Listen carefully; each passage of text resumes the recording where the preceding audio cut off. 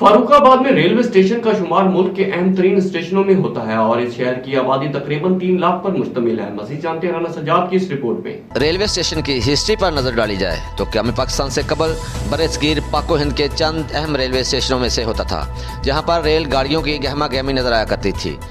लाहौर से फैसलाबाद और मुल्क के बड़े शहरों से गुजरने वाली ट्रेनों की गुजरगाह आज वीरानियों का मंजर पेश कर रही है। ताजरों समेत इलाका मकीनों का यही मुतालबा है कि फर्रुखाबाद के रेलवे स्टेशन की रौनकों को बहाल किया जाए। फर्रुखाबाद में चंद तारीखी और अहम मकामात भी मौजूद हैं, जिनमें शामिल जरी जनास की मंडी, गुरुद्वारा सच्चा सौदा, इंटरनेशनल मिशन स्कूल और सबसे अहम पंजाब पुलिस का हेडक्वार्टर है, जिसमें पंजाब भर से पुलिस जवान ट्रेनिंग के लिए आते हैं, जिनको सफरी मुश्किलात का सामना करना पड़ता है। फर्रुखाबाद में ट्रेनों के स्टाफ बंद करना शहरियों के साथ सरासर नाइंसाफ़ी है। स्टाफ ना होने की वजह से रेलवे स्टेशन अब वीरानियों का मंजर पेश कर रहा है। ज़ाहमदुल पट्टी है, मैं फर्रुखाबाद का रहशी हाँ, मैं एक ताजर हाँ, मैं फर्रुखाबाद के रेलवे स्टेशन से खड़ोता हाँ। इत्थे कोई स्टाफ नहीं है, ठीक है। मेहरबानी काइंडली गौरमेंट का अपील आ तो यदा स्टाफ बहाल किया जाए, ठीक है। आने जाने की सफरी सहूलत आसानी। मैं खिजर फारूक मैं फर्रुखाबाद ਦੇ ਰਹਾਸ਼ੀ ਹਾਂ। ਇਸ ਟਾਈਮ ਅਸੀਂ ਫਰੁੱਖਾਬਾਦ ਰੇਲਵੇ ਸਟੇਸ਼ਨ ਤੇ ਖੜੇ ਹਾਂ।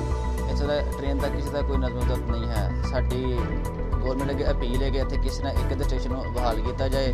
ਫਰੁੱਖਾਬਾਦ ਰੇਲਵੇ ਸਟੇਸ਼ਨ ਤੇ ਖੜੇ ਆ। ਅਸੀਂ ਕਾਲਜ ਕਦੀ ਰਿਕਸ਼ਾ ਲੇਟ ਹੋ ਜਾਂਦਾ, ਕਦੀ ਵੈਗਨ ਲੇਟ ਹੋ ਜਾਂਦੀ, ਇਸ ਵਜ੍ਹਾ ਤੋਂ ਅਸੀਂ ਕਾਲਜ ਲੇਟ ਹੋ ਜਾਂਦੇ ਆ ਤੇ ਅਸੀਂ ਡੀਐਸ ਰੇਲਵੇ ਨੂੰ ਇੱਥੇ ਫਰੁੱਖਾਬਾਦ ਅਪੀਲ ਕਰ। ਮੈਂ ਬਿਸ਼ਾਦ ਬੱਟ ਫਰੁੱਖਾਬਾਦ ਦਾ ਸ਼ਹਿਰੀ ਅਰਜ਼ ਕਰ ਰਿਹਾ ਕਿ ਸਾਡੇ ਰੇਲਵੇ ਦੇ ਸਟਾਫ ਹੈ ਹੀ ਨਹੀਂ ਤੇ ਸਾਡਾ ਡੀਐਸ ਦੇ ਰੇਲਵੇ ਨਾਲ ਮੁਤਾਲਬਾ ਹੈ ਕਿ ਸਾਡੇ ਇੱਥੇ स्टाफ बहाल किए जान। ने आला हुकाम और डीएस रेलवे लाहौर डिवीज़न से अपील की है कि फर्रुखाबाद में ट्रेनों के स्टाफ फौरी तौर पर बहाल किए जाएं ताकि अवाम सस्ते और महफूज सफ़र से मुस्तफ़ीद हो सके।